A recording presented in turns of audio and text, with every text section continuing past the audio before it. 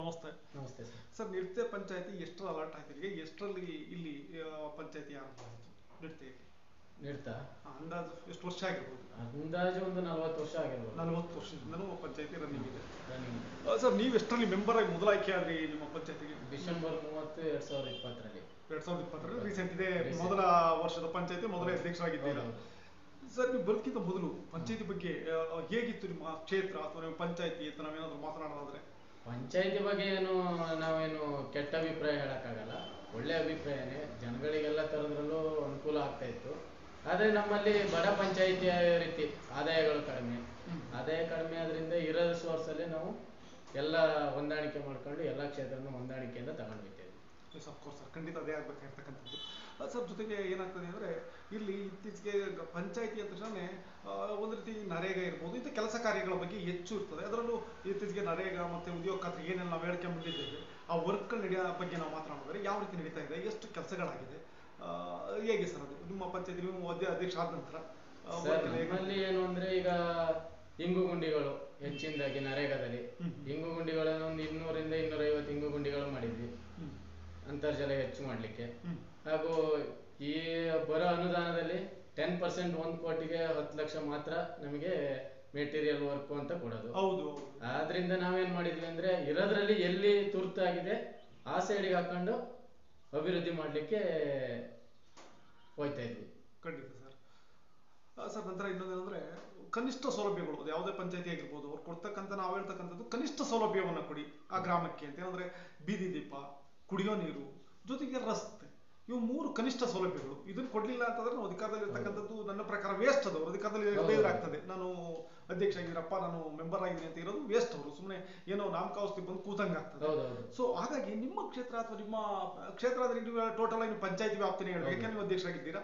ನಿಮ್ಮ ಪಂಚಾಯತಿ ವ್ಯಾಪ್ತಿಯಲ್ಲಿ ಯಾಕೆಂದ್ರೆ ನನಗೆ ತಿಳಿದಾಗೆ ನಮ್ಮ ಸಕಲೇಶ್ಪುರ ಇರ್ಬೋದು ಅಥವಾ ಈ ಸೋಮವಾರಪೇಟೆ ಇವೆಲ್ಲವೂ, ಅದರಲ್ಲೂ ಈ ಭಾಗಕ್ಕೆ ಬಂದ್ರೆ ಕಾಡಾನೆ ಸಮಸ್ಯೆಗಳು ಇದ್ದೇ ಇದೆ.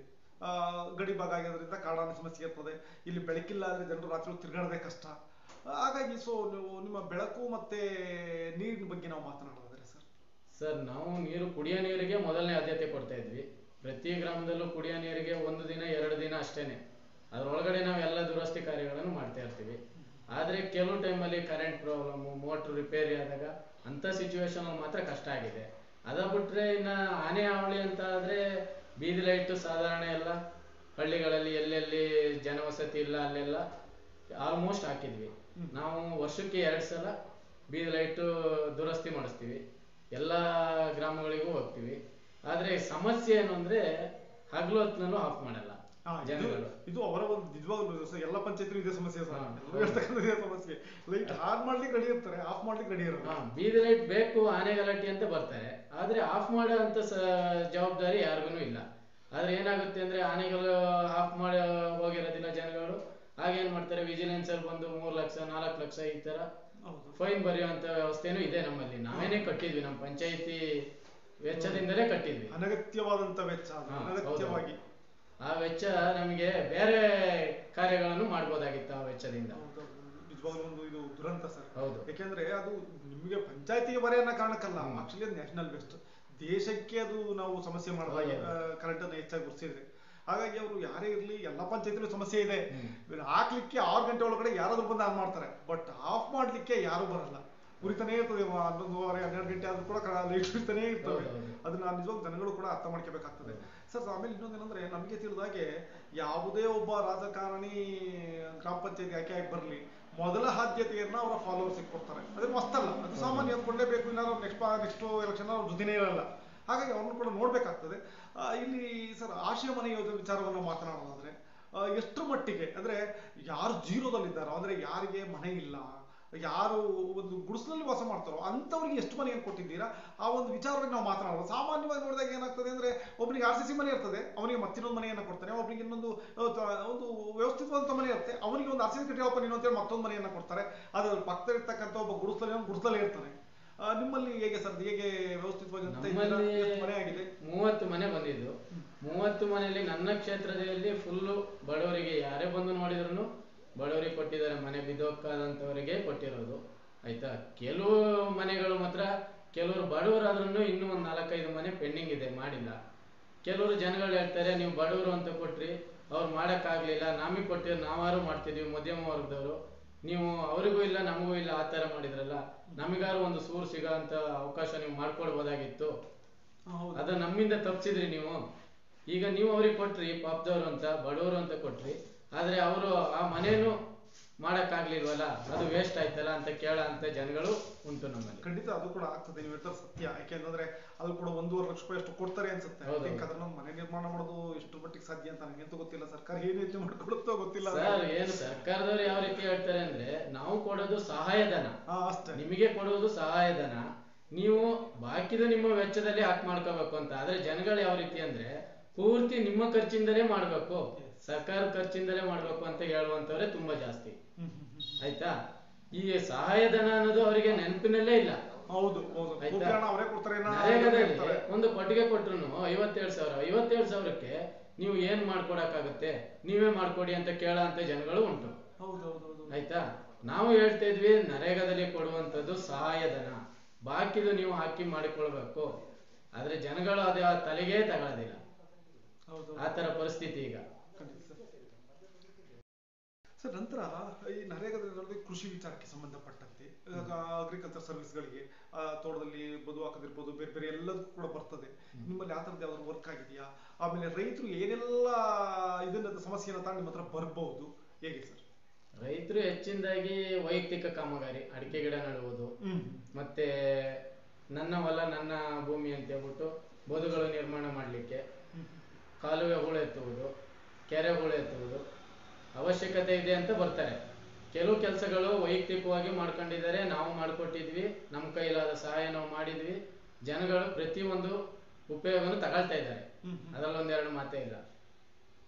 ಸರ್, ಇತ್ತೀಚೆಗೆ ನನಗೆ ತಿಳಿದಾಗೆ ವಿಶ್ವಕರ್ಮ ಯೋಜನೆ ಇರ್ಬೋದು, ಮತ್ತು ಕೆಲವು ಟ್ರೈನಿಂಗ್ ಇದೆಲ್ಲ ಗ್ರಾಮ ಪಂಚಾಯತಿಗೆ ಕೊಡ್ತಿದ್ದಾರೆ ಅಂತ ಕೇಳಿದ್ದೇನೆ. ಸೊ ನಿಮ್ಮಲ್ಲಿ ಆ ಥರದ್ದು ಏನಾರು ಇದೆಯಾ? ಇದ್ರೆ ಜನರು ಯಾವ ಥರ ಅದನ್ನ ಅರ್ಜಿ ಹಾಕಬೇಕು, ಯಾವ ಥರ ಬರ್ಬೇಕು ನಿಮ್ಮ ಹತ್ರಕ್ಕೆ, ಯಾವ ಥರ ಅದಕ್ಕೆ ಸ್ಪಂದಿಸ್ತೀರಾ ನೀವು? ಸರ್, ನಮ್ಮಲ್ಲಿ ವಿಶ್ವಕರ್ಮದಲ್ಲಿ ಅಧ್ಯಕ್ಷರ ಲಾಗಿನ್ಗೆ ಕೊಟ್ಟಿದ್ದಾರೆ. ಅದೇನು ಅಂದ್ರೆ ಪ್ರತಿಯೊಬ್ರು 1 ಲಕ್ಷದಿಂದ 2 ಲಕ್ಷದವರೆಗೆ ಸಾಲ ಕೊಡ್ತಾರೆ 5% ಅಲ್ಲಿ. ಅದು ಪ್ರತಿಯೊಬ್ರು ತಗೊಳ್ಳುವಂತವರು ಆಯಾಯ ವ್ಯಾಪ್ತಿಯಲ್ಲಿ ಅಧ್ಯಕ್ಷರಿಗೆ ತಿಳಿದ ಮಟ್ಟಿಗೆ ಆಯಾ ಕೆಲಸ ಮಾಡ್ತಾ ಇರಬೇಕು.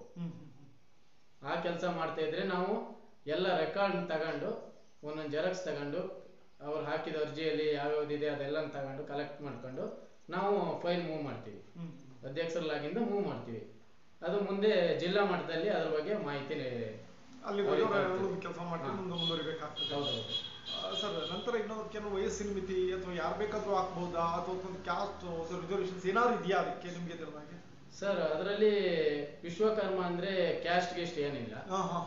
ಆಯ್ತಾ, ಅದರಲ್ಲಿ ಹೇಗೆ ಅಂದ್ರೆ ವೈಯಕ್ತಿಕವಾಗಿ ಯಾರ್ಯಾರು ಆಚಾರಿ ಕೆಲಸ ಮಾಡುವಂತವನು, ಗಾರೆ ಕೆಲಸ ಮಾಡುವಂತವನು, ಕಮ್ಮಾರ, ಕುಂಬಾರರು, ಕೈ ಕೆಲಸ ಗೊತ್ತಿರುವಂತವ್ರು, ಮೆಕ್ಯಾನಿಕ್, ಈ ತರದವರೆಲ್ಲ ಹಾಕ್ಬೋದು. ಯಾರು ಬೇಕಂತವ್ರು ಮಾತ್ರ ಅರ್ಜಿಯನ್ನು ಹಾಕ್ಬಹುದು. ಅಂದ್ರೆ ಒಂದು ಗುಡಿ ಕೈಗಾರಿಕೆ ಮಾಡ್ಲಿಕ್ಕೆ ರೆಡಿ ಇರ್ತಕ್ಕಂಥವ್ರು, ತಯಾರಿರ್ತಕ್ಕಂಥವ್ರು ಅರ್ಜಿಯನ್ನು ಹಾಕಿ ನಿಮ್ಮನ್ನ ಭೇಟಿಯಾಗಿ ಇದೇನು ವಿಚಾರವನ್ನು ಮಾತನಾಡಿ ಮೂವ್ ಮಾಡಬಹುದು.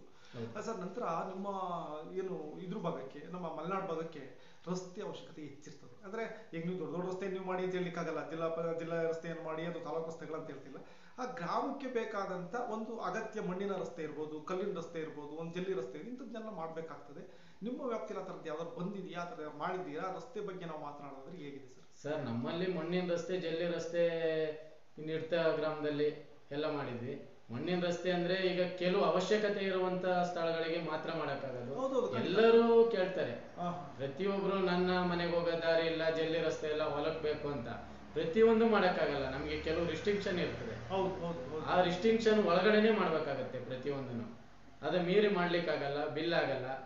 ಆಯ್ತಾ, 1 ಕೋಟಿಗೆ 10 ಲಕ್ಷ ಅಂತ ಹೇಳಿದಾಗ ಆ 10 ಲಕ್ಷ ರೂಪಾಯಿಗೆ ಚರಂಡಿ ಆಗ್ಲಿ, ರಸ್ತೆ ಆಗ್ಲಿ, ಇದು ಮಾತ್ರ ಮಾಡಕ್ಕಾಗದ ನಮಗೆ, ಅದ್ರ ಮೇಲೆ ಮಾಡಕ್ಕಾಗಲ್ಲ. ಆದ್ರಿಂದ ಜನಗಳಿಗೆ ಕೆಲವು ತುರ್ತಾಗಿರುವಂತ ಸ್ಥಳಗಳಿಗೆ ಮಾತ್ರ ಪರಿಶೀಲನೆ ಮಾಡಿ ಮಾಡಂತ ಅವಕಾಶ ಮಾಡ್ತಾ ಇದ್ವಿ. ಸರ್, ನಂತರ ಇನ್ನೊಂದೇನಂದ್ರೆ PDO ಈ ಮೊದಲೆಲ್ಲ ಇತ್ತು. ಮೊದಲೆಲ್ಲ ಹೇಗೆ ಅಂದ್ರೆ ಯಾವಾಗ ಬಂದ್ರು PDO ಸಿಗ್ತಾ ಇದ್ರು, ಅಧ್ಯಕ್ಷರು PDO ಇರ್ತಾ ಇದ್ರು. ಬಟ್ ಈಗ ಏನಾಗಿದೆ ಅಂತಂದ್ರೆ ಕೊರತೆ ಸ್ಟಾರ್ಟ್ ಆಗಿದೆ PDO.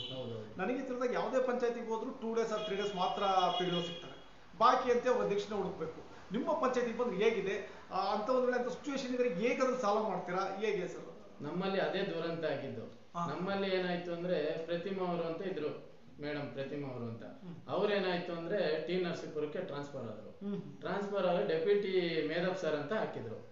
ಅವರನ್ನ ಹಾಕಿದಾಗ ಅವರು ಅಷ್ಟೇ ಅವ್ರ ಚಾರ್ಜ್ ತಗೊಂಡು 2 ದಿನಕ್ಕೆ ಮತ್ತೆ ಅವರಿಗೆ ಬೇರೆ ಕಡೆಗೆ ಚಾರ್ಜ್ ಆಯ್ತು. ಆದ್ರಿಂದ ನಮಗೆ ಒಂದು 15ರಿಂದ 1 ತಿಂಗಳು ನಾವು ಕಷ್ಟಪಡುವಂತ ಸಮಯ ಆಯ್ತಾ. ಅವರು ಶನಿವಾರ ಸಂತೆ ಇದ್ದವರು ಹಂಡ್ಲಿಗೆ ಹಾಕಿದ್ರು. ಹಂಡ್ಲಿಯಿಂದ ನಿಡ್ತದಿಂದ ಹಂಡ್ಲಿ, ಅಲ್ಲಿ 3 ದಿನ ಇಲ್ಲಿ 3 ದಿನ. ಈಗ ಮತ್ತೆ ನಾವು ಕೇಳಿದ ಮಾಹಿತಿ ಮೇರೆಗೆ ಆಲೂರು ಸಿದ್ದಾಪುರದ ಡೆಪ್ಯೂಟಿ ಹಾಕಿದ್ದಾರೆ. ನಮಗೆ ಅದೇ ಒಂದು ದುರಂತ, ಅಲ್ಲಿ 3 ದಿನ ಇಲ್ಲಿ 3 ದಿನ. ನಮ್ಮಲ್ಲಿ ಹೆಂಗೆ ಅಂದ್ರೆ ವೆಟನರಿ ಇದಕ್ಕೆ ಹೋಗಿದ್ದಾರೆ, ಲೇಡಿ ಬಂದಿದ್ದಾರೆ, ಚಾರ್ಜ್ ತಗೋಬೇಕಾಯ್ತು, 6 ತಿಂಗಳು ರಜೆಯಲ್ಲಿದ್ದಾರೆ. ಈಗ ಡೆಪ್ಯೂಟಿ ಹಾಕಿದ್ದಾರೆ. ಈಗ ನಮಗೆ ಸಮಸ್ಯೆ ಅದೇನೆ. ಅದ್ರ ಮಧ್ಯದಲ್ಲಿ ಜಿಲ್ಲಾ ಪಂಚಾಯತಿ ಮೀಟಿಂಗ್ಗಳು, ತಾಲೂಕ್ ಪಂಚಾಯತಿ ಮೀಟಿಂಗ್ಗಳು ಈ ತರ ಹೋದಾಗ ನಮ್ಮಲ್ಲಿ 4th ಸ್ಯಾಟರ್ಡೆ 2nd ಸ್ಯಾಟರ್ಡೆ ಬಂದಾಗ ನಮಗೆ ಮಂಗಳವಾರ, ಗುರುವಾರ, ಶನಿವಾರ ಮಾತ್ರ ಸಿಗೋದು. ಆದ್ರಿಂದ ಜನಗಳಿಗೆ ಭಾರಿ ತೊಂದರೆ ಅಂದ್ರೆ ಅದೊಂದೇನೆ. ನಿಜವಾಗ್ಲೂ ಸರ್ ತುಂಬಾ ತಲೆನೋವಾಗಿದೆ. ನಮ್ಮ ಸರ್ಕಾರಿ ಯಾಕೆ ಇದ್ ಮಾಡ್ತಿದೆ, ರಿಕ್ರೂಟ್ಮೆಂಟ್ ಮಾಡ್ತಿಲ್ಲ, ಯಾಕೆ ಅವ್ರನ್ನ ಏರ್ ಮಾಡ್ಕೊಂಡು ಇದ್ ಮಾಡ್ತಿಲ್ಲ ಅನ್ನೋದೇ ಒಂದು ದೊಡ್ಡ ಸಮಸ್ಯೆ ಆಗಿದೆ. ಯಾಕಂದ್ರೆ ಪಂಚಾಯತಿ ಅಂದಾಗ PDO ಸಿಗ್ನೇಚರ್ ಇದು ಕೂಡ ಅವರಿಗೆ ಕೊಟ್ಟಿರೋ ರೈಟ್ಸ್ ಅವ್ರಿಗೆ ಇರುತ್ತೆ. ಹಾಗಾಗಿ ಸೊ ಅವರ ಅಗತ್ಯ ಹೆಚ್ಚಿರುತ್ತೆ ಇಲ್ಲಿ. ಹಾಗಾಗಿ ಅವ್ರನ್ನ ನನ್ನ ಸಿಕ್ಕಿವ ಎಲ್ಲ ಹೆಚ್ಚು ಜನವನ್ನ ತಗೊಂಡು ಗವರ್ಮೆಂಟ್ PDO ಕೂಡ ಸೋ ಬೆಟರ್. ಪ್ರತಿ ಪಂಚಾಯತಿಗೆ ನಾನು ಮನವಿ ಮಾಡ್ಕೊಳ್ಳೋದೇನಂದ್ರೆ ಸರ್ಕಾರದಾಗ್ಲಿ ನಮ್ಮ ಇಒ ಇಂದಾಗ್ಲಿ ಪ್ರತಿ ಪಂಚಾಯತಿಗೂ ಒಬ್ಬೊಬ್ಬರು PDOಗಳು ಶಾಶ್ವತವಾಗಿ ಅಲ್ಲೇ ಇರುವಂತವ್ರನ್ನೇ ಹಾಕ್ಬೇಕು. ಖಂಡಿತ ಸರ್, ಕರೆಕ್ಟ್ ಆಗಿ ಹೇಳಿದ್ರಿ. ಅದು ಏನು ಅಂದ್ರೆ ಪ್ರತಿಯೊಂದು ಪಂಚಾಯತಿನೂ ಅಷ್ಟೇ, ಇಲ್ಲಿ 3 ದಿನ ಅಲ್ಲಿ 3 ದಿನ ಅಂದಾಗ ಜನಗಳು ಸಾರ್ವಜನಿಕರು ಯಾವಾಗ ಬರ್ಬೇಕು ಪಂಚಾಯತಿಗೆ, ಯಾವಾಗ ಬರಬಾರ್ದು ಅನ್ನೋ ಮಾಹಿತಿನೇ ಇರಲ್ಲ. ಹೌದು ಆಯ್ತಾ. ಅಧ್ಯಕ್ಷರಾದ್ರೂ ಡೈಲಿ ಬಂದು ಕೂತ್ಕೊಳ್ಳಲ್ಲ ಅಧ್ಯಕ್ಷರನ್ನು. ಹೌದು, ಆಮೇಲೆ ಜೊತೆಗೆ ಇನ್ನೊಂದೇನಂದ್ರೆ ನೀವು ಅಧ್ಯಕ್ಷರು ರಾಜಕಾರಣಿಗಳೇ ಆಗಿರ್ತೀರಾ. ರಾಜಕಾರಣದಿಂದ ಹೊರಗೆಂತೂ ಇರೋದು ಹುಡುಕ್ಬೇಕು, 100ಕ್ಕೊಬ್ರು ಸಿಗ್ಬೋದು ಅಷ್ಟೇ. ಇನ್ನು 99 ಜನ ಕೂಡ ರಾಜಕಾರಣದ ನೆಂಟಿಂದನೇ ಬಂದಿರ್ತಾರೆ, ರಾಜಕಾರಣ ಮಾಡೋ ಆಸೆನೇ ಇಟ್ಕೊಂಡು ಬಂದಿರ್ತಾರೆ.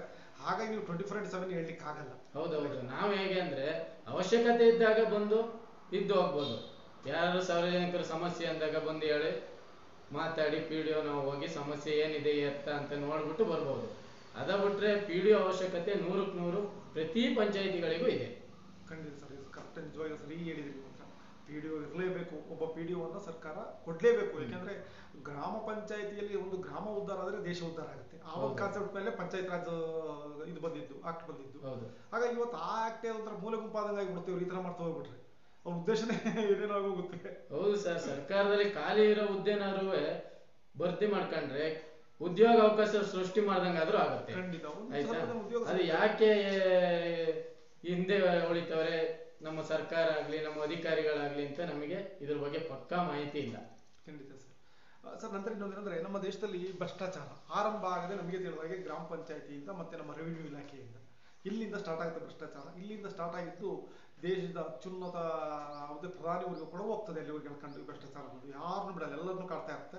ಸೊ ನಿಮ್ಮ ಪಂಚಾಯತಿಯಲ್ಲಿ ನಾವು ಮಾತಾಡೋದು ಬಂದ್ರೆ, ಸೊ ನೀವು ಅಧ್ಯಕ್ಷರಾದ ನಂತರ ಏನೆಲ್ಲ ಬದಲಾವಣೆ ತಂದಿದ್ದೀರಾ, ಅಥವಾ ಭ್ರಷ್ಟಾಚಾರದ ಬಗ್ಗೆ ನಾವು ಮಾತನಾಡೋದಾದ್ರೆ ಹೇಗಿದೆ ಸರ್? ನಮ್ಮಲ್ಲಿ ಭ್ರಷ್ಟಾಚಾರ ಅನ್ನೋದಕ್ಕಿಂತ ನಮ್ಮಲ್ಲಿ ಆದಾಯನೇ ಕಡಿಮೆ.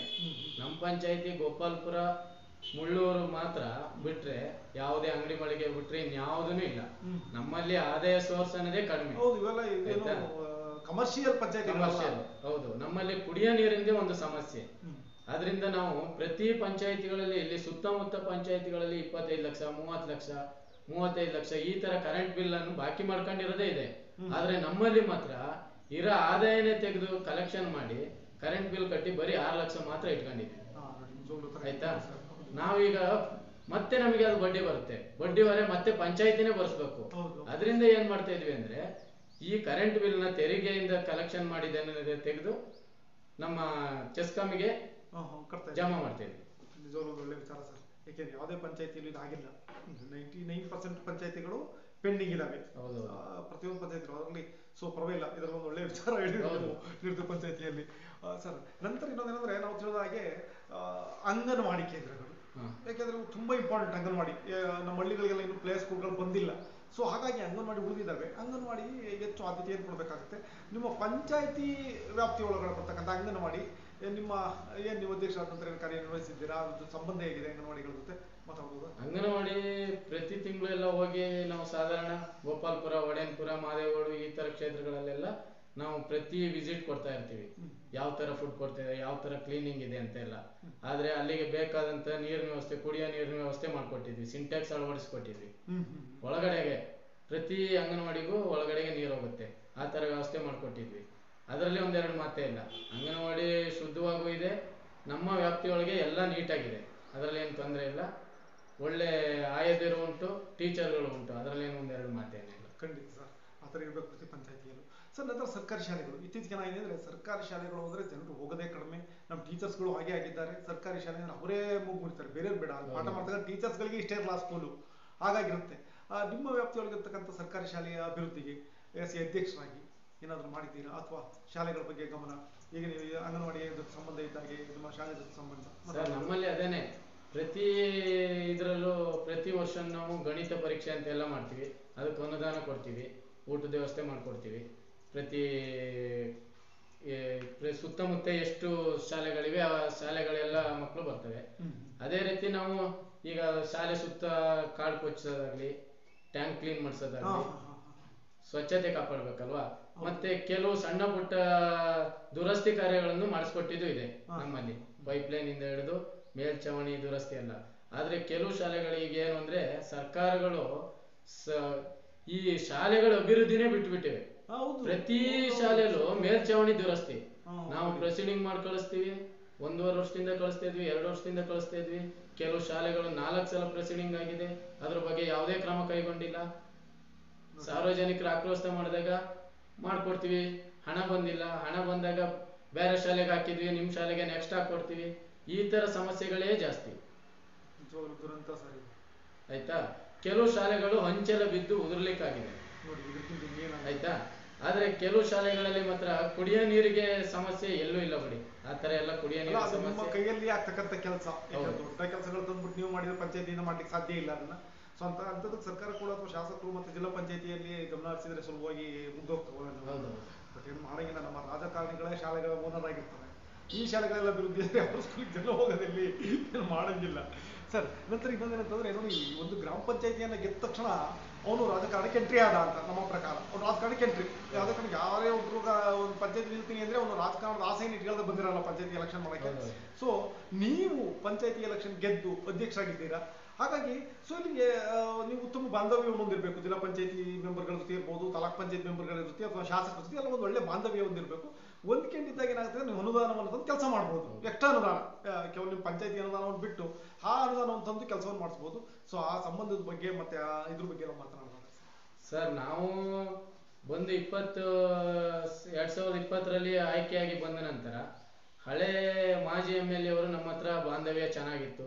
35 ವರ್ಷದಿಂದ ಆಗದಿದ್ದಂತ ರಸ್ತೆಗಳನ್ನು ಕಾಂಕ್ರೀಟ್ ರಸ್ತೆ ಮತ್ತೆ ಡಾಂಬರೀಕರಣ ಮಾಡುವಂತ ವ್ಯವಸ್ಥೆನೂ ಆಗಿದೆ. ಅಂಗನವಾಡಿ ಮಾಡುವಂತ ವ್ಯವಸ್ಥೆನೂ ಆಗಿದೆ. ನನ್ನ ವಾರ್ಡಲ್ಲೇ ಅಂಗನವಾಡಿ ಇರಲಿಲ್ಲ, ಆ ಅಂಗನವಾಡಿನೂ ಸಮೇತ ತರುವಂತ ವ್ಯವಸ್ಥೆ ಆಯ್ತು, ಉದ್ಘಾಟನೆ ಮಾಡುವಂತ ವ್ಯವಸ್ಥೆನೂ ಆಯ್ತು.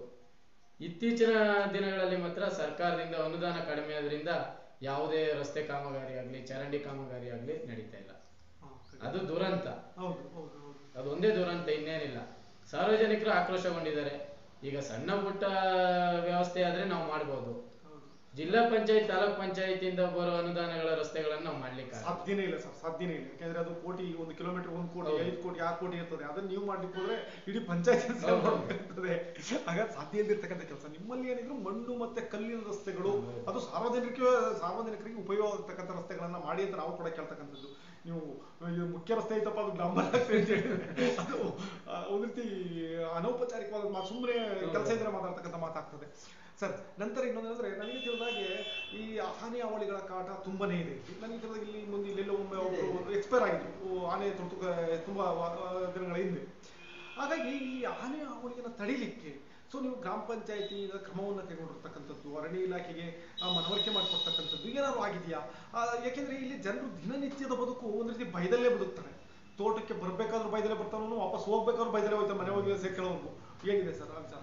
ಆನೆ ವಿಚಾರಕ್ಕೆ ಹೇಳ್ತು ಅಂದ್ರೆ, ನಾವು ಫಾರೆಸ್ಟ್ನವ್ರ ಹತ್ರ ಎಲ್ಲ ಮಾಹಿತಿ ಕಲೆಕ್ಟ್ ಮಾಡಿ, ಈ ಜಾಗದಲ್ಲಿ ಆನೆ ಇದೆ, ಅದು ಓಡಿಸುವಂತ ವ್ಯವಸ್ಥೆ ಮಾಡಿ ಸರ್, ಈ ಜನಗಳು ಈ ತರ ಮಾಹಿತಿ ಕೊಡ್ತಿದ್ದಾರೆ ಅಂತ ತಂತಿ ಬೇಲಿ ವ್ಯವಸ್ಥೆ ಮಾಡ್ತಾರೆ, ಆಯ್ತಾ. ಅಲ್ಲಿ ಗೇಟ್ ವ್ಯವಸ್ಥೆ ಮಾಡಿದ್ದಾರೆ ಫಾರೆಸ್ಟ್ನವರು, ತಂತಿ ಗೇಟ್ ವ್ಯವಸ್ಥೆ ಮಾಡಿದ್ದಾರೆ. ಈ ತರ ವ್ಯವಸ್ಥೆ ಎಲ್ಲ ಮಾಡ್ಬಿಟ್ಟು ಆನೆ ತಡೆಗಟ್ಟು ಹಾವಳಿಯನ್ನು ಮಾಡಿದ್ದಾರೆ. ಆದ್ರೆ ಕೆಲವು ಸಲ ಅವರೇ ಬಂದು ಗಸ್ತು ತಿರುಗ್ತಾರೆ ಅರಣ್ಯ ಇಲಾಖೆಯವರು. ಆದ್ರೆ ಜನಗಳಿಗೆ ಮಾಹಿತಿ ಮಾತ್ರ ತಲುಪಿದ ತಕ್ಷಣ ಅರಣ್ಯ ಇಲಾಖೆಗೆ ಮಾಹಿತಿ ತಲುಪಿಸ್ತೀವಿ. ಆಗ್ಬೇಕು. ಜೊತೆಗೆ ಶಾಶ್ವತ ಪರಿಹಾರ ಅಂತ ಆಗ್ಬೇಕು, ಸರ್ಕಾರ ಮಾಡ್ಬೇಕು, ಏನು ಮಾಡಾಗಿಲ್ಲ, ಮಂತ್ರಿಗಳು ಮಾಡ್ಬೇಕಾಗ್ತದೆ. ಶಾಶ್ವತ ಪರಿಹಾರ ಆಗೋವರೆಗೂ ಇದ್ರ ಸಮಸ್ಯೆಯಿಂದ ಹೊರಗಡೆ ಬರೋಕ್ಕೆ ಸಾಧ್ಯನೇ ಇಲ್ಲ ಸರ್. ನಂತರ ಏನಾಗ್ತದೆ ಅಂದ್ರೆ ಈ ಹಳ್ಳಿ ಅಂದ ತಕ್ಷಣ ನಮಗೆ ಇದು ಏನು ಪಶು ಇಲಾಖೆ ಬರ್ತದೆ, ಜಾನುವಾರುಗಳು ಸಾಕ್ತಾ ಇರ್ತಾರೆ ರೈತರು. ಅವು ಜಾನುವಾರುಗಳಿಗೆ ರಕ್ಷಣೆ ಇದ್ರೆ ಡಾಕ್ಟರ್ ಬೇಕಾಗ್ತದೆ. ಯಾಕೆಂದ್ರೆ ನಮ್ಮ ಡೈರಿ ಡಾಕ್ಟರ್ ನಂಬಿದ್ರೆ ಸಾಧ್ಯ ಇಲ್ಲದೆ ಇರ್ತಕ್ಕಂಥದ್ದು ಗೊತ್ತು ನಮಗೆ. ಯಾಕೆಂದ್ರೆ 6 ಗಂಟೆ ಮೇಲೆ ಅವ್ರು ಎಷ್ಟೇ ಒಳ್ಳೆ ಡಾಕ್ಟರ್ ಆದ್ರೂ ರಾತ್ರಿ 6 ಗಂಟೆ ಮೇಲೆ ಅವ್ರು ಫೋನ್ ತೆಗಿಯಲ್ಲ. ಹಾಗಾಗಿ ಸೊ ಇಲ್ಲಿರ್ತಕ್ಕಂಥ ಪಶು ಯಾವ್ದಾದ್ರು ಡಾಕ್ಟರ್ಸ್ ಅಥವಾ ಏನು ಪಶು ವೈದ್ಯಕ ಸಂಸ್ಥೆ ಇರ್ತದೆ ಉಂಟಾ, ಹಾಸ್ಪಿಟಲ್ ಉಂಟಾ, ಹೇಗೆ ಸರ್? ಇದೆ ಸರ್, ಏನ್ ತೊಂದರೆ ಇಲ್ಲ. ಎಲ್ಲ ತರ ವೈಯಕ್ತಿಕವಾಗಿ ಆದ್ರೂ ಫೋನ್ ಮಾಡಿದ್ರು ಬರ್ತಾರೆ, ಜನಗಳು ಫೋನ್ ಮಾಡಿದ್ರು ಬರ್ತಾರೆ, ಪಂಚಾಯತಿ ವತಿಯಿಂದ ಕೆಲವು ಕಾರ್ಯಕ್ರಮಗಳು ಇಟ್ಟಾಗಲೂ ಬರ್ತಾರೆ. ಅದು ಆ ತರ ಸಮಸ್ಯೆ ಅಂತ ಏನ್ ಅನ್ಸಿಲ್ಲ.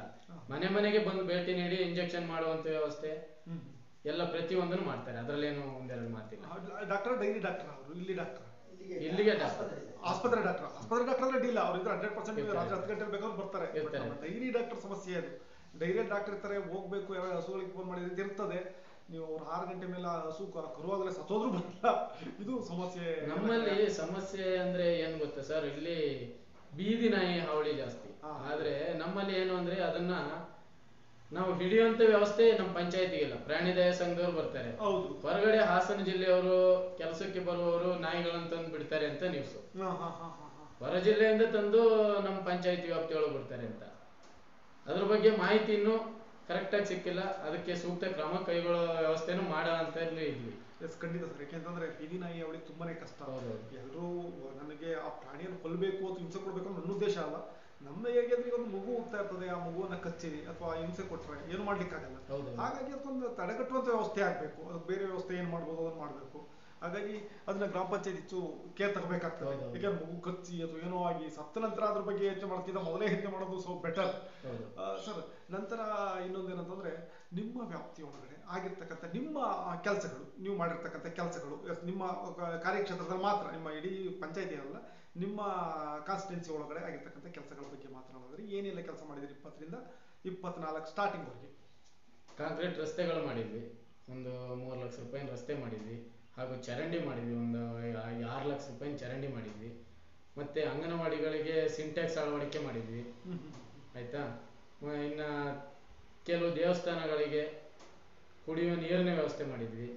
ಸಾರ್ವಜನಿಕವಾಗಿ ಕೋವಿಡ್ ಟೈಮ್ನಲ್ಲಿ ಮನೆ ಮನೆಗೆ ತಲುಪಿಸಿ ಇಂಜೆಕ್ಷನ್ ಮಾಡಿಸುವಂಥ ವ್ಯವಸ್ಥೆ, ಅಂಗನವಾಡಿಯಲ್ಲಿ, ಶಾಲೆಗಳಲ್ಲಿ ಈ ಥರ ಇಂಜೆಕ್ಷನ್ ವ್ಯವಸ್ಥೆ, ಮಾಸ್ಕ್ ವ್ಯವಸ್ಥೆ, ಮತ್ತೆ ಕೊರೋನಾ ಪಾಸಿಟಿವ್ ಬಂದವರನ್ನು ಮನೆ ಮನೆ ಭೇಟಿ ಕೊಟ್ಟು ಆಂಬುಲೆನ್ಸ್ ಮುಖಾಂತರ ಕೊರೋನಾ ಕ್ವಾರಂಟೈನ್ ಕಳಿಸುವಂಥ ವ್ಯವಸ್ಥೆಯನ್ನು ಸಮೇತ ಮಾಡಿದ್ವಿ. ಎಸ್ ಆಫ್ ಕೋರ್ಸ್ ಸರ್, ಇದು ಒಳ್ಳೆ ಸರ್ವಿಸ್ ಸರ್. ನಂತರ ನಾವು ಸ್ವಚ್ಛತೆ ಬಗ್ಗೆ ಮಾತನಾಡೋದಾದ್ರೆ ಇತ್ತೀಚೆಗಂತೂ ಸ್ವಚ್ಛ ಗ್ರಾಮಗಳು ಅವು ಒಂದು ಹೊಸ ಕಾನ್ಸೆಪ್ಟೇ ಬರ್ತಾ ಇದ್ದಾವೆ. ಸೊ ನಿಮ್ಮ ವ್ಯಾಪ್ತಿ ಒಳಗಡೆ ಅಂದ್ರೆ ನಿಮ್ಮ ಪಂಚಾಯತಿ ವ್ಯಾಪ್ತಿ ಒಳಗಡೆ, ಗ್ರಾಮ ಪಂಚಾಯತಿ ವ್ಯಾಪ್ತಿ ಒಳಗಡೆ ಸ್ವಚ್ಛತೆ ಬಗ್ಗೆ ಮಾತನಾಡೋದಾದ್ರೆ ಏನೆಲ್ಲ ವ್ಯವಸ್ಥೆ ಇದೆ ಸರ್? ಏನೆಲ್ಲ ಮಾಡಿದ್ದೀರಿ ಸ್ವಚ್ಛತೆಗೆ ಸಂಬಂಧಪಟ್ಟಂತೆ? ಹಾಸ್ಪಿಟ್ಲುಗಳಲ್ಲಿ ನೀರಿನ ಟ್ಯಾಂಕ್ ಎಲ್ಲ ತೊಳಸ್ತೀವಿ, ಶಾಲೆ, ಅಂಗನವಾಡಿ ಪ್ರತಿಯೊಂದು. ಮತ್ತೆ ಚರಂಡಿ ಎಲ್ಲೆಲ್ಲಿ ನೀರು ನಿಲ್ತದೆ ಅದೆಲ್ಲ ಕ್ಲೀನ್ ಮಾಡಿಸಿದ್ವಿ. ಅದು ವ್ಯವಸ್ಥೆ ಸುಸೂತ್ರವಾಗಿರ್ಬೇಕು ಅಂತ ಹೇಳ್ಬಿಟ್ಟು ಎಲ್ಲೆಲ್ಲಿ ನೀರು ನಿಲ್ಲ ಅಂತ ವ್ಯವಸ್ಥೆ ಇದೆಯೇ ಅದೆಲ್ಲ ಕ್ಲೀನಿಂಗ್ ಮಾಡಿಸಿದ್ವಿ. ಅದರಲ್ಲಿ ಹೆಚ್ಚಿನದಾಗಿ ಕಾಡೆಲ್ಲೆಲ್ಲಿ ಬೆಳೆದಿದೆ ಅಲ್ಲಿ ಕ್ಲೀನ್ ಮಾಡಿಸಿದ್ವಿ. ಸೊಳ್ಳೆ ನಿಲ್ಲುವಂಥ ಸ್ಥಳಕ್ಕೆ ಔಷಧಿ ಸಿಂಪಡಿಸಿದ್ವಿ. ಈ ತರ ಕಾರ್ಯಗಳನ್ನು ಮಾಡಿದ್ವಿ. ಇಂಥವೆಲ್ಲ ಮಾಡಿದ್ದೀರಾ ಸರ್? ಜೊತೆಗೆ ನೀವು ಆಗಲೇ ಹೇಳ್ತಿದ್ರಿ ಆರೋಗ್ಯ ತುಂಬಾ ಇಂಪಾರ್ಟೆಂಟ್ ಆಗ್ತದೆ. ಅದು ನಗರ ಪ್ರದೇಶದಲ್ಲಿ ಅದು ರೆಡಿ ಇಲ್ಲ, ಬೇಗ ಜನ ಅರ್ಥ ಮಾಡ್ಕೊತಾರೆ. ನಮ್ಮ ಗ್ರಾಮೀಣ ಪ್ರದೇಶಗಳಲ್ಲಿ ತಲುಪೋದು ಕಷ್ಟ. ಹಾಗಾಗಿ ಅದ್ರ ಜವಾಬ್ದಾರಿ ಗ್ರಾಮ ಪಂಚಾಯತಿ ಆಗಿರುತ್ತೆ. ಸೊ ಹಾಗಾಗಿ ನಿಮ್ಮ ಮತ್ತೆ ಆರೋಗ್ಯ ಕಾರ್ಯಕರ್ತರ ನಡುವೆ ಒಂದು ಸಂಬಂಧ ಇರಬೇಕಾಯ್ತು. ಒಳ್ಳೆ ಒಂದು ಸಂಬಂಧ ಇದ್ರೆ ಅದು ಈಸಿ ಆಗ್ತದೆ. ನೀವೇನು ತಲುಪಿಸ್ಬೇಕು ಅದು ಅವ್ರ ಕೈಲಿ ಹೇಳಿದ್ರೆ ಅವ್ರ ಮನೆಗೆ ಹೋಗಿ ತಲುಪಿಸ್ತಾರೆ. ಇನ್ನೊಂದು ಹಾಗೆಲ್ಲ ಇರ್ತದೆ. ಸೊ ಆ ಮೀಟಿಂಗ್ ಎಲ್ಲ ಮಾಡ್ಬೇಕಾಗ್ತದೆ. ಹೇಗಿದೆ ಸರ್ ನಿಮ್ಮ ಮತ್ತೆ ಆರೋಗ್ಯ ಅಧಿಕಾರಿಗಳು? ನಮಗೆ ಗೋಪಾಲ್ಪುರ ಮತ್ತೆ ಒಡೆನ್ಪುರ ಭಾಗದಲ್ಲಿ ನಮಗೆ ಗೌಡಹಳ್ಳಿ ಆಸ್ಪತ್ರೆ ಸೇರ್ತದೆ. ಇನ್ನು ಬಾಕಿ ನಮ್ಮ ಗ್ರಾಮ ಪಂಚಾಯತಿ ವ್ಯಾಪ್ತಿಯೊಳಗೆ ಆಲೂರು ಪಂಚಾಯತಿಗೆ ಸೇರ್ತದೆ, ಆಲೂರು ಸಿದ್ದಾಪುರಕ್ಕೆ ಸೇರ್ತದೆ. ಅಲ್ಲಿ ಪ್ರತಿಯೊಂದು ಗೌಡಹಳ್ಳಿ ಡಾಕ್ಟರ್ ಆಗಲಿ, ಆಲೂರು ಸಿದ್ದಾಪುರ ಡಾಕ್ಟರ್ ಆಗಲಿ ಪ್ರತಿಯೊಂದು ಕಾರ್ಯಕ್ರಮ ಮಾಡ್ಬೇಕಾದ್ರೂ ಹೇಳಿರ್ತಾರೆ, ಬರ್ತಾರೆ, ನೋಡ್ತಾರೆ. ಪ್ರತಿಯೊಂದು ಸ್ವಚ್ಛತೆನೂ ಹೇಳ್ತಾರೆ. ಅದರಲ್ಲಿ 1-2 ಮಾತ್ರ ಇಲ್ಲ. ಆದ್ರೆ ಇವರಿದಾರಲ್ಲ ನಮ್ಮ ಅಂಗನವಾಡಿ ಕಾರ್ಯಕರ್ತರು ಬರ್ತಾರೆ, ಹಾಗೂ ಆಶಾ ಕಾರ್ಯಕರ್ತರು ಮನೆ ಮನೆ ಭೇಟಿ ನೀಡಿ ಸ್ವಚ್ಛತೆ ಬಗ್ಗೆ ಹೇಳ್ತಾರೆ. ಯಾವ್ಯಾವುದು ಚುಚ್ಚುಮದ್ದು ಇದೆ ಅದ್ರ ಬಗ್ಗೆ ಮಾಹಿತಿ ಕೊಡ್ತಾರೆ. ಪಂಚಾಯತಿಗೆ ಬಂದು ನಮ್ಮ ಪಂಚಾಯತಿ ವತಿಯಿಂದಲೂ ನೀರಿನ ಟೆಸ್ಟ್ ಮಾಡುವಂಥ ವ್ಯವಸ್ಥೆ ಇದೆ, ಹಾಗೂ ಆರೋಗ್ಯ ಕೇಂದ್ರಗಳಲ್ಲೂ ನೀರಿನ ಟೆಸ್ಟ್ ಮಾಡುವಂಥ ವ್ಯವಸ್ಥೆ ಇದೆ. ಸ್ವಚ್ಛತೆ ಬಗ್ಗೆ ಇಷ್ಟೆಲ್ಲ ಕ್ರಮ ಕೈಗೊಳ್ತೀವಿ.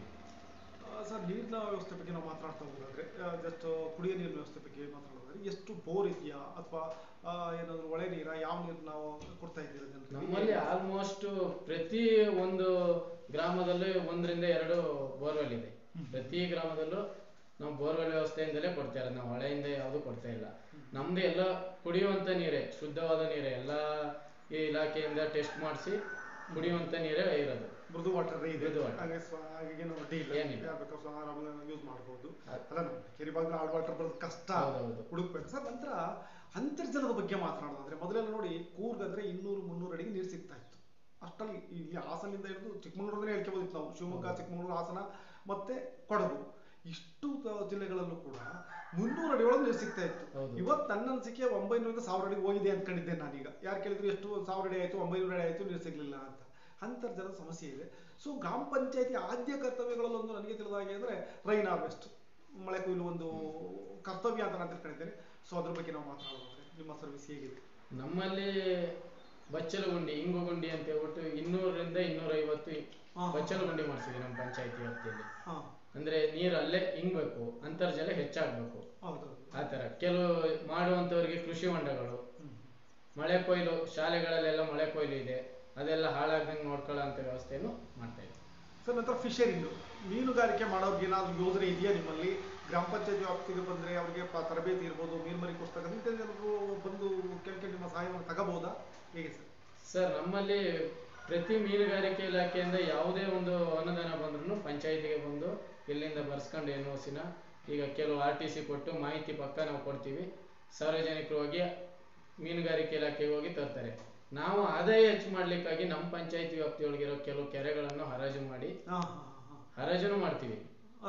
ಹರಾಜು ಮಾಡಿ ಅದರನ್ನ ಡೆವಲಪ್ಮೆಂಟ್ಗೋಸ್ಕರ ಉಪಯೋಗಿಸ್ತೀವಿ. ಮೀನು ಸಾಕ್ತಕ್ಕಂಥದ್ದು ಯಾರು ಸಾಕ್ತಾರೋ ಅವನು ಟೆಂಡರ್ಲಿ ಅರ್ಥ ಆದ್ರೆ ಅವ್ನು ಮೀನು ಸಾಕ್ಬೇಕಲ್ಲಿ ಮೀನು ಮರಿಯನ್ನು. ಅದು ಒಂದು ಒಳ್ಳೆ ಕೆಲಸ ಸರ್. ಸರ್, ನಂತರ ಇನ್ನೊಂದೇನಾಗ್ತದೆ ಅಂದ್ರೆ ನಮಗೆ ತೆರಿಗೆ ಕೂಡ ಇಂಪಾರ್ಟೆಂಟ್. ಇಷ್ಟೆಲ್ಲ ನಾವು ಬರೀ ಸರ್ವಿಸ್ ಬಗ್ಗೆ ಮಾಡ್ತಿದ್ದಾಗ ತೆರಿಗೆ ಎಲ್ಲಿ ತರ್ತೀರಾ? ಯಾಕೆಂತಂದ್ರೆ ನನಗೆ ತಿಳಿದಾಗೆ ಕಮರ್ಷಿಯಲ್, ನಾನ್ ಕಮರ್ಷಿಯಲ್ ಪಂಚಾಯತಿ ನಿಮ್ದು ಒಂದು ನಾನ್ ಕಮರ್ಷಿಯಲ್. ಇಲ್ಲಿ ಏನಿದ್ರು ಕೃಷಿಕರಿಂದ ಬರ್ತಕ್ಕಂಥ ಆದಾಯ ಮಾತ್ರ ನಿಮಗೆ, ಮನೆ ಕಂದಾಯ ಇರ್ಬೋದು ಅಥವಾ ಬೇರೆ ಬೇರೆ ಯಾವ ಕಂದಾಯ ಅಥವಾ ಇನ್ನೊಂದೇನೋ ತೆರಿಗೆ ಅಂತ ಹಾಕ್ತೀರಾ, ಅದು ಮಾತ್ರ ನಿಮಗೆ ಬರ್ತದೆ ಅಂತ ನಾನು ತಿಳಿದಿದ್ದೇನೆ. ಸೊ ಅದ್ರ ಬಗ್ಗೆ ನಾವು ಮಾತಾಡೋದು, ಅದರಲ್ಲಿ ಎಷ್ಟು ಸಾಧನೆಯನ್ನು ಮಾಡಿದ್ದೀರಾ ಸರ್? ಸರ್, ನಮ್ಮಲ್ಲಿ ಭಾರಿ ಕಡಿಮೆ ಇತ್ತು, ಕಲೆಕ್ಷನ್ ಭಾರಿ ಕಡಿಮೆ ಇತ್ತು. ಈಗ ಪ್ರತಿ ಬಿಲ್ ಕಲೆಕ್ಟರ್ಗೆ ಹೇಳಿ, ಇಲ್ಲಾಂದ್ರೆ ನಿನ್ ಪೇಮೆಂಟೇ ಮಾಡಲ್ಲ ಅಂತೆಲ್ಲ ಹೇಳಿ ಈಗ ಹೆಚ್ಚುವರಿಯಾಗಿ ಅನುದಾನ ಕಲೆಕ್ಷನ್ ಮಾಡಿ ಇನ್ನೊಂದು ಸ್ವಲ್ಪ ಬ್ಯಾಲೆನ್ಸ್ ಇದೆ, ಅದನ್ನೇ ಮುಂದಿನ ದಿನಗಳಲ್ಲಿ ಕ್ಲಿಯರ್ ಮಾಡಿ ಎಲ್ಲ ನಾವು ಅಭಿವೃದ್ಧಿಯತ್ತ ಗಮನ ಹರಿಸ್ಬೇಕು ಅಂತ ಮಾಡಿದ್ವಿ. ಇಲ್ಲಾಂದ್ರೆ ನಾವು ಕಲೆಕ್ಷನ್ ಮಾಡಿಲ್ಲ ಅಂದ್ರೆ ನಮ್ಗೆ ಕರೆಂಟ್ ಬಿಲ್ನೇ ಕಟ್ಟಕ್ಕಾಗ್ಲಿಲ್ಲ. ಖಂಡಿತ ಸರ್, ಪ್ರತಿ ಪಂಚಾಯತಿಗಳು ಸುಮಾರು ಪಂಚಾಯತಿಗಳು 47 ಮಟ್ಟಿಗೆ ಬಾಕಿ ಇದೆ, ಕಮರ್ಷಿಯಲ್ ಅಲ್ಲೇ ಬಾಕಿ ಇದೆ ಸರ್. ಒಳ್ಳೆ ಆದಾಯ ಇದೆ, ಕೋಟಿಗಟ್ಟಲೆ ಆದಾಯ ಇರ್ತಾರೆ, ಅಲ್ಲೇ ಅವ್ರದ್ದು ಪೆಂಡಿಂಗ್ ಇಟ್ಕೊಂಡಿದ್ದಾರೆ. ಹೌದೌದು, ನಮ್ಮಲ್ಲಿ 1 ರಿಂದ 120 ತಿಂಗಳಿಗೆ ಬರ್ತದೆ ಕರೆಂಟ್ ಬಿಲ್. ಅಷ್ಟು ಮೋಟರ್ ಇದೆ. ಅದ್ರ ಕುಡಿಯೋ ನೀರಿಗೆ ನಾವು ಆದ್ಯತೆ ಕೊಡ್ಲೇಬೇಕು, ಬೀದಿ ದೀಪ ಆದ್ಯತೆ ಕೊಡ್ಬೇಕು. ಹಾಗಾಗಿ ಕಲೆಕ್ಷನ್ ಮಾಡೋದು, ಕರೆಂಟ್ ಬಿಲ್ ಮತ್ತೆ ದಂಡ ನಮಗೆ ಹೊರೆ ಅಲ್ವಾ, ಪಂಚಾಯತಿಗೆ ಹೊರೆ. ಹಾಗಾಗಿ ಎಲ್ಲ ಕಲೆಕ್ಷನ್ ಮಾಡಿ ಜಾಸ್ತಿ ಇಟ್ಟಿಲ್ಲ ನಾವು. ಎಲ್ಲ ಪಂಚಾಯತಿಗಳು ಈ ತೀರ್ಮಾನ ಕೈಗೊಳ್ಬೇಕು. ಯಾಕೆಂದ್ರೆ ಅವರು ಕೂಡ ಕೊಡ್ತಕ್ಕಂಥದ್ದು ನಾವು ಹಣ ಕಟ್ಟಿದ್ರೆ ಅವರು ಕರೆಂಟ್ ಕೊಡ್ಲಿಕ್ಕೆ ಸಾಧ್ಯ ಇಲ್ಲ ಅಂತ ಅಂದ್ರೆ ಅದು ಅವರು ಎಲ್ಲಿಂದ ತಂದು ಕೊಡ್ತಾರೆ, ಅವ್ರಿಗೆ ಹಣವನ್ನು ಹಾಕ್ಬೇಕಲ್ಲ. ನಿಜವಾಗ್ಲೂ ಒಂದು ಒಳ್ಳೆಯ ವಿಚಾರ ಸರ್. ಸರ್, ನಂತರ ಏನಾಗ್ತದೆ ಅಂದ್ರೆ ಇಲ್ಲಿ ನಿಮ್ಮಲ್ಲಿರ್ತಕ್ಕಂಥ ವರ್ಕರ್ಸ್ಗಳು, ಎಷ್ಟು ಜನ ವರ್ಕರ್ಗಳಿದ್ದಾರೆ, ಅವರ ಮತ್ತೆ ನಿಮ್ಮ ಸಂಬಂಧ ಇದೆ? ಯಾಕೆಂತಂದ್ರೆ ಆಡಳಿತ ಮಂಡಳಿ ಪ್ಲಸ್ ಅಧಿಕಾರಿ ವರ್ಗ ಇವೆರಡು ಕೂಡ 2 ವೀಲ್ ಇದ್ದಾಗೆ. ಬಂದಾಗ ಅಧಿಕಾರಿಗಳೆಲ್ಲ ಒಂದ್ ಕಡೆ ಮುಖ, ಅಧ್ಯಕ್ಷ ಒಂದ್ ಕಡೆ ಮುಖ, ಅಧ್ಯಕ್ಷ ಹೇಳಿದ್ದಕ್ಕೆ ಇವ್ರು ವಿರೋಧಿಸೋದು, ಇವ್ರು ಹೇಳಿದಕ್ಕೆ ನೀವು ವಿರೋಧಿಸೋದು.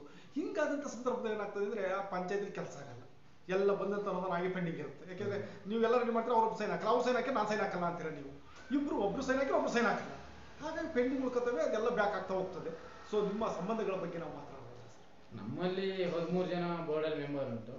ಆ ಪ್ರತಿಯೊಬ್ರು ಹೊಂದಾಣಿಕೆಯಿಂದ ಹೋಗ್ತಾ ಇದ್ವಿ, ಯಾವುದೇ ತಂಟೆ ತಕರಾರಿಲ್ಲ. ಕೆಲವು ವಾದ ವಿವಾದಗಳು ನಡೆಯುತ್ತೆ, ಅಭಿವೃದ್ಧಿ ಎಲ್ಲಿ ಬೇಕು, ಯಾವಾಗ ಎಲ್ಲಿಗೆ ಅವಶ್ಯಕತೆ ಇದೆ ಅಲ್ಲಿಗೆ ಮತ್ತೆ ಹೊಂದಾಣಿಕೆ ಮಾಡಿ ನೆಕ್ಸ್ಟ್ ಇಯರ್ ನಿಮ್ಮಲ್ಲಿಗೆ ಹಾಕೋಣ, ಇಲ್ಲ ನೆಕ್ಸ್ಟ್ ಫಂಡ್ ಬಂದಾಗ ನಿಮ್ಮಲ್ಲಿಗೆ ಹಾಕೋಣ ಅಂತ ಹೊಂದಾಣಿಕೆ ಮಾಡ್ಕೊಂಡು ಆಗ್ತೀವಿ, ತೊಂದರೆ ಇಲ್ಲ, ಏನಿಲ್ಲ ಸಮಸ್ಯೆ ಸಮಸ್ಯೆ ಇದೆ. ಏನಿಲ್ಲ. ಅಧಿಕಾರಿಗಳು ಕೂಡ PDO ಇರ್ಬೋದು ಅಥವಾ ಉಳಿದಂತ ಏನು ವರ್ಕರ್ಸ್ ಇದ್ದಾರೆ ಅವ್ರ ಸಂಬಂಧದ ಬಗ್ಗೆ ಏನು ಮಾತಾಡೋದಾದ್ರೆ ಸರ್?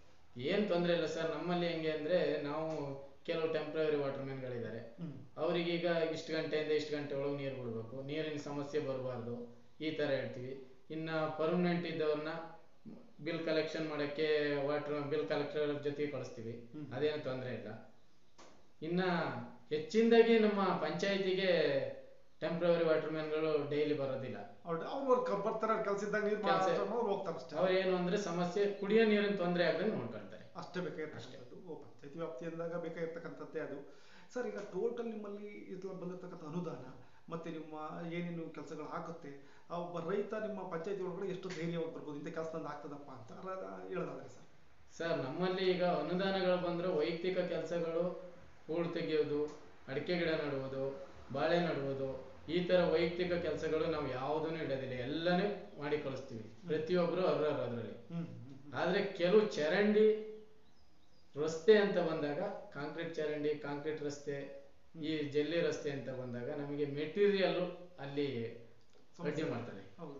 ಆಗ ಕೆಲವು ಆಯ್ದ ಭಾಗಗಳಲ್ಲಿ ಮಾತ್ರ ಕೆಲಸ ಮಾಡ್ಬೇಕಾಗುತ್ತೆ, ಪ್ರತಿಯೊಬ್ಬರಿಗೂ ಮಾಡ್ಕೊಳ್ಲಿಕ್ಕೆ ಆಗೋದಿಲ್ಲ.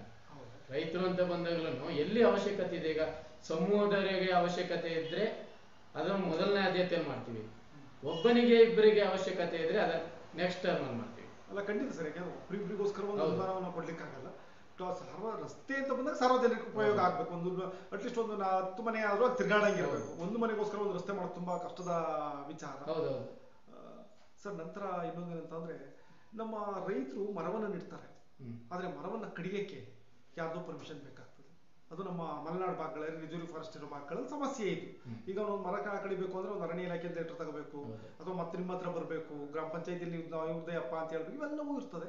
ಇದ್ರ ಬಗ್ಗೆ ನಾವು ಮಾತನಾಡೋದಾದ್ರೆ ಯಾಕೆಂದ್ರೆ ಇದು ಬೇಡ ಅಂತಲೂ ಹೇಳಲಿಕ್ಕಾಗಲ್ಲ, ಈ ನಿಯಮ ಬೇಕು ಅಂತಲೂ ಹೇಳಲಿಕ್ಕಾಗಲ್ಲ, ಎರಡಕ್ಕೂ ಸಮಸ್ಯೆ ಹೇಗಿದೆ ಸರ್ ಇಲ್ಲಿ? ಸರ್, ಇದು ಏನು ಅಂದ್ರೆ, ಈಗ ನಮ್ಮಲ್ಲಿ ರೆಡಿಮ್ ಜಾಗಗಳಿಗೆ ಮಾತ್ರ ಮನೆ ಕಟ್ಲಿಕ್ಕೆ ಮಾತ್ರ ಕೊಡ್ತಾರೆ ಅರಣ್ಯ ಇಲಾಖೆಯಿಂದ. ಆ ಅರಣ್ಯ ಇಲಾಖೆಯಿಂದ ನಮ್ಮ ಪಂಚಾಯತಿಯಿಂದ NOC ತಗೊಂಡೋಗಿ ಅವ್ರ ರೈತರುಗಳು ಮಾತ್ರ ಗೋಳು ಮಾತ್ರ ಕೇಳುವಾಗಿಲ್ಲ, ಆಯ್ತಾ? ಪ್ರತಿ ಆಫೀಸ್ಗೂ ಸುತ್ತಬೇಕು, ಅದು ಒಂದು ದಿನ ಕೆಲಸ ಆಗಲ್ಲ. ಮತ್ತೆ ಅದಕ್ಕೆ DD ಕಟ್ಬೇಕು, ಅದು ರಿಟರ್ನ್ ಆಗುತ್ತೆ ಅಂತಾರೆ. ರಿಟರ್ನ್ ಆಗೋದು ನಾನು ನೋಡಿಲ್ಲ, ಬರೋದು ಇಲ್ಲ, ಸುಮ್ಮನೆ ಹೇಳೋದಷ್ಟೇನೆ.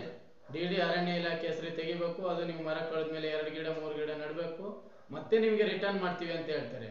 ಪ್ರತಿ ಯಾರೊಬ್ಬ ರೈತರ ಹತ್ರನೂ ನಾನು ಕೇಳಿಲ್ಲ ರಿಟರ್ನ್ ಆಗಿರೋದು, ಆಯ್ತಾ? ಸಮಸ್ಯೆ ಹೇಗೆ ಅಂದ್ರೆ, ಈ ರೈತರು ಅಷ್ಟೇನೆ, ರೈತರುಗಳು ಆಗ್ಲಿಂದ ಎಲ್ಲ ಇಟ್ಕೊಂಡು ಬಂದ್ರು. ಪ್ರತಿ ಒಂದು ಮನೆ ಕಟ್ಲಿಕ್ಕೂ ಅರಣ್ಯ ಇಲಾಖೆ ರೆಡಿಮ್ ಜಾಗ ಆದ್ರೂ ಅವ್ರ ತೋಟದಲ್ಲಿ ಅವ್ರು ಕಡಿಬೇಕು ಅಂದ್ರೂ ಪ್ರತಿ ಇಲಾಖೆಗೂ ಹೋಗ್ಬೇಕು, ಎಲ್ಲ ಇಲಾಖೆ ಬರ್ಬೇಕು, ಮನೆ ಕಟ್ಬಾರ್ದು ಅನ್ಸುತ್ತೆ. ಹೌದು, ಆ ತರ ಸಮಸ್ಯೆ ಆಗಿದೆ ರೈತರುಗಳಿಗೂ. ಆದ್ರಿಂದ ಕೆಲವ್ರು ಏನ್ ಮಾಡ್ತಾರೆ ಅಂದ್ರೆ, ಇಲ್ಲಿಗಲ್ ಆಗಿ ಮಾಡ್ತಾರೆ, ಅದು ಮತ್ತೆ ಫೈನ್ ಹಾಕ್ಸ್ಕೊಳ್ತಾರೆ, ಹೌದು ಪಾಪ, ಕೇಸ್ ಹಾಕ್ಸ್ಕೊಳ್ತಾರೆ. ಅದು ಸಮಸ್ಯೆ. ಸುತ್ತಿ ಬೇಜಾರಾಗಿ ಹೋಗುತ್ತೆ, ಕಡಿತಾರೆ, ಯಾರು ಬರಲ್ಲ ಅಂತ ಯಾರು ಅಕ್ಕಪಕ್ಕದವ್ರು ಹೇಳ್ಕೊಟ್ರು ಮುಗೀತು, ಅಲ್ಲಿ ಮುಗೀತಲ್ಲ. ಇದು ದೊಡ್ಡ ಸಮಸ್ಯೆ. ಒಬ್ಬ ಗೊತ್ತಿಲ್ಲದೆ ಇರ್ತಕ್ಕಂಥ ಒಬ್ಬ ಯಾವ ರೈತ ಎಲ್ಲಿ ಹೋಗ್ಬೇಕು ಅಂತ ಗೊತ್ತಿರಲ್ಲ, ಹೌದು, ಅವನನ್ನ ಮರ ಕಡ್ದ ಹಾಕಿದ, ಅವ್ನಿಗೆ ಪರ್ಮಿಷನ್ ತಗೋಬೇಕನ್ನೋದು ಜ್ಞಾನ ಇರ್ತೋ ಇಲ್ವೋ ಗೊತ್ತಿಲ್ಲ ಪಾಪ. ಆದ್ರೆ ನಮ್ಗೆ ತಿಳಿದಾಗೆ ಶ್ರೀಮಂತ ರೈತರಿದ್ದಾರೆ, ತುಂಬಾ ದೊಡ್ಡ ನಮ್ಮ ಭಾಗದಲ್ಲಿ ತುಂಬಾ ದೊಡ್ಡ ರೈತರಿದ್ದಾರೆ. ಅಂತ ರೈತರಿಗೆ ಏನಾಗಲ್ಲ, ವರ್ಷ ಪೂರ್ತಿ ಮರ ಕಡಿತಾನೆ ಇರ್ತಾರೆ, ಮಾಡ್ತಾನೆ ಇರ್ತಾರೆ, ಅಂತವ್ರಿಗೆ ತೊಂದರೆ ಕೊಡಲ್ಲ ಇವರು. ಯಾಕೆ ಅಲ್ಲಿಗೆ ಮನೆಗೆ ಹೋಗ್ಬಿಟ್ಟು ಸೈನ್ ಹಾಕೊಟ್ಬಿಡ್ತಾರೆ. ಪಾಪ ಈ ಸಣ್ಣ ಪುಟ್ಟ 1 ಎಕರೆ 2 ಎಕರೆ ಇರ್ತಕ್ಕಂಥ ರೈತರಿಗೆ ಇವು ನಿಯಮಗಳು ಖಂಡಿತವಾಗ್ಲೂ ಸರ್. ಯಾಕೆಂತಂದ್ರೆ ನೀವು ಅದ್ರ ನಿರ್ಣಯವನ್ನು ಕೈಗೊಂಡು ಇದು ಮಾಡ್ಬೇಕಾಗ್ತದೆ ಗ್ರಾಮ ಪಂಚಾಯತಿಯವರು. ಅಂದ್ರೆ ಒಬ್ರ ಕೈಲಿ ಆಗ್ತಕ್ಕಂಥ ಕೆಲಸ ಅಲ್ಲ ಇದು. ಯಾಕೆಂದ್ರೆ ಅವ್ರು ಹೋಗಿ ನಿಂತು, ನೋಡಪ್ಪ ಆ ರೈತನ ಜಮೀನಲ್ಲಿ ಅವ್ನ ಇದ್ರಲ್ಲಿ ಇದೆಯಾ, ಬಿಟ್ಬಿಡೋ ಅವ್ನು ಯಾಕೆ ಹೇಳ್ತೀನಿ ನೀನು, ಅದು. ಬಟ್ ಏನು ಮಾಡಂಗಿಲ್ಲ, ನಿಯಮಗಳು ನಾವು ಕಾನೂನಿಗೆ ತಲೆ ಬಾಗ್ಲೇಬೇಕಾದ್ರೆ ಅವ್ರ ಕಾನೂನು ಸಹ ನಾನು ಏನು ಮಾಡಂಗಿಲ್ಲ ಅಂತ ಅವರು ಹೇಳ್ತಾರೆ ಸರ್. ನಂತರ ಇನ್ನೊಂದೇನಂದ್ರೆ, ಈ ಪ್ರತಿಯೊಬ್ಬ ರಾಜಕಾರಣಕ್ಕೆ ಎಂಟ್ರಿ ಆದಾಗ ಆಸೆ ಆಕಾಂಕ್ಷೆಗಳು ಇರ್ತದೆ. ಯಾಕೆಂದ್ರೆ ಆಸೆ ಇಲ್ಲದ್ರೆ ನಾನು ರಾಜಕಾರಣ ಮಾಡ್ತೀನಿ ಅಂತಂದ್ರೆ ಅವನು ಸುಮ್ಮನೆ ಮಲ್ಲಿದ್ ಬಿಡಪ್ಪ ಯಾಕೆ ರಾಜಕಾರಣ ಮಾಡ್ತೀನಿ ಅಂತ ಹೇಳ್ಬೋದು. ಸೊ ಹಾಗಾಗಿ ನಿಮ್ಮ ಮುಂದಿನ ಗುರಿ, ಕನಸು, ನಿಮ್ಮ ಆಸೆ ಆಕಾಂಕ್ಷೆಗಳ ಬಗ್ಗೆ ನಾವು ಮಾತನಾಡೋಣ ಅಂದ್ರೆ ಸರ್, ನಮ್ಮ ಆಸೆ ಏನು ಅಂದ್ರೆ ರಾಜಕೀಯದಲ್ಲಿ ಬೆಳಿಬೇಕು, ಸಾರ್ವಜನಿಕರಿಗೆ ಉಪಯೋಗವಾಗುವಂತ ಕೆಲಸಗಳು ಮಾಡಬೇಕು. ರಾಜಕೀಯವಾಗಿ ಇಲ್ಲ ಅಂದ್ರೂ ಸಾರ್ವಜನಿಕರಿಗೆ ಉಪಯೋಗ, ನನ್ನಿಂದ ಎಂತ ಉಪಯೋಗ ಆಗುತ್ತೆ ಅದನ್ನು ಮಾತ್ರ ಮಾಡಬೇಕು, ಉಪದ್ರವ ಮಾತ್ರ ಮಾಡಬಾರ್ದು ಅಂತ ಖಂಡಿತ ಇಷ್ಟ ಹೇಳ್ಬೋದು. ಒಂದು ಒಳ್ಳೆಯ ವಿಚಾರ ಸರ್. ಯಾಕೆಂತಂದ್ರೆ ರಾಜಕಾರಣಕ್ಕೆ ಬರ್ತಕ್ಕಂಥವ್ರ ಆಸೆಗಳು ತುಂಬಾ ಇರ್ತವೆ.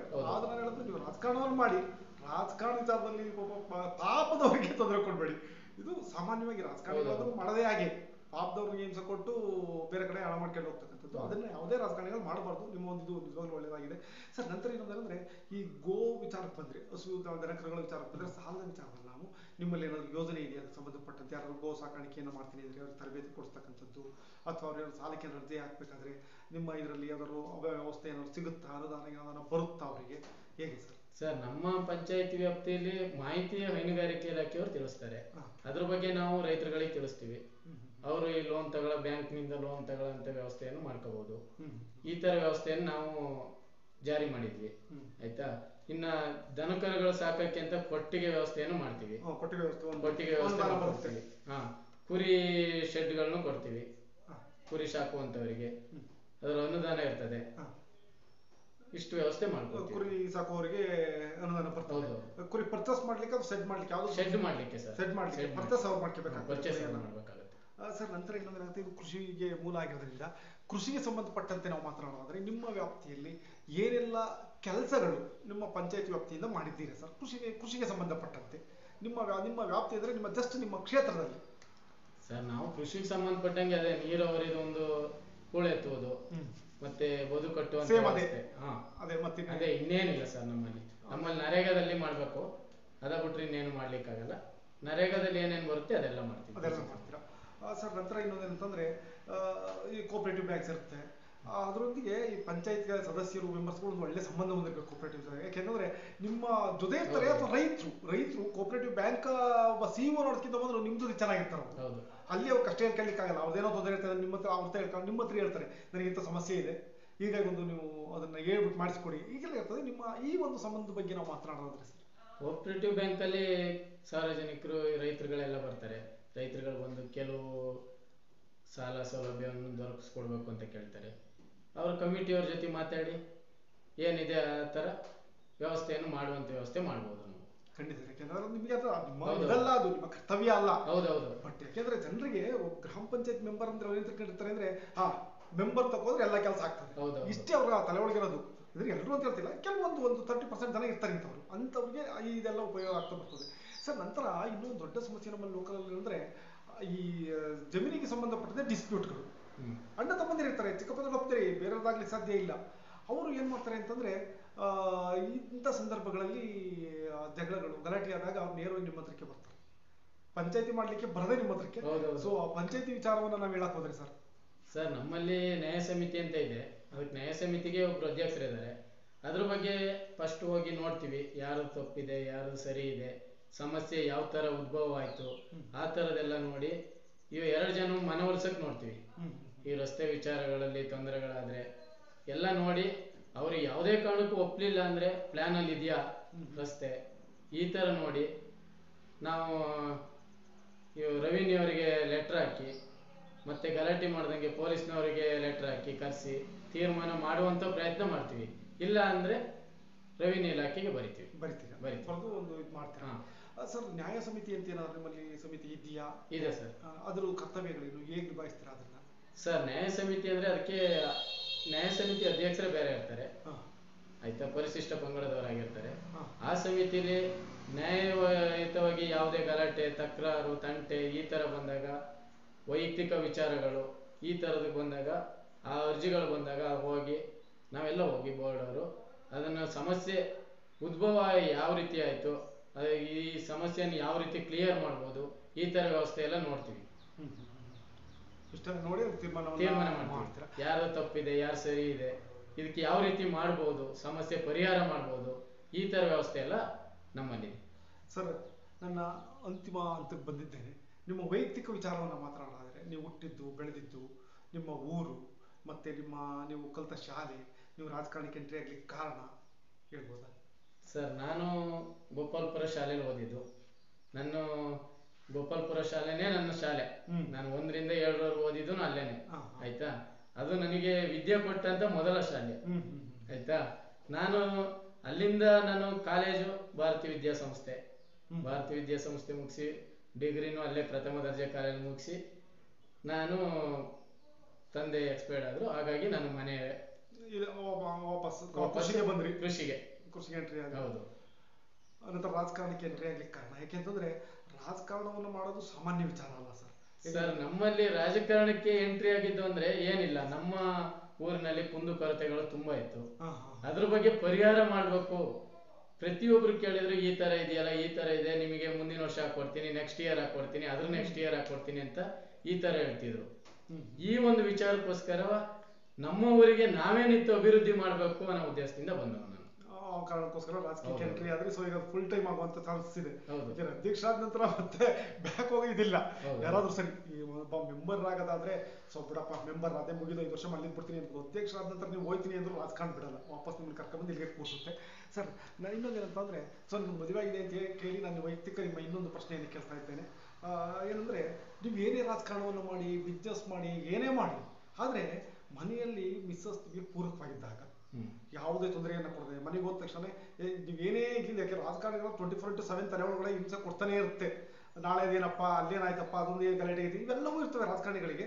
ಸೊ ಇದನ್ನೆಲ್ಲ ರಿಲೀಫ್ ಮಾಡೋದು ಅಂದ್ರೆ ಮನೆಗೆ ಹೋದಾಗ, ಅದು ಮಕ್ಳು ಇರ್ಬೋದು ಅಥವಾ ಹೆಂಡತಿ ಇರ್ಬೋದು, ಆಗ ನಾವು ಹೆಂಡತಿಯನ್ನು ಬ್ಯಾಕ್ ಬೋನ್ ಅಂತ ಕರಿತೇವೆ.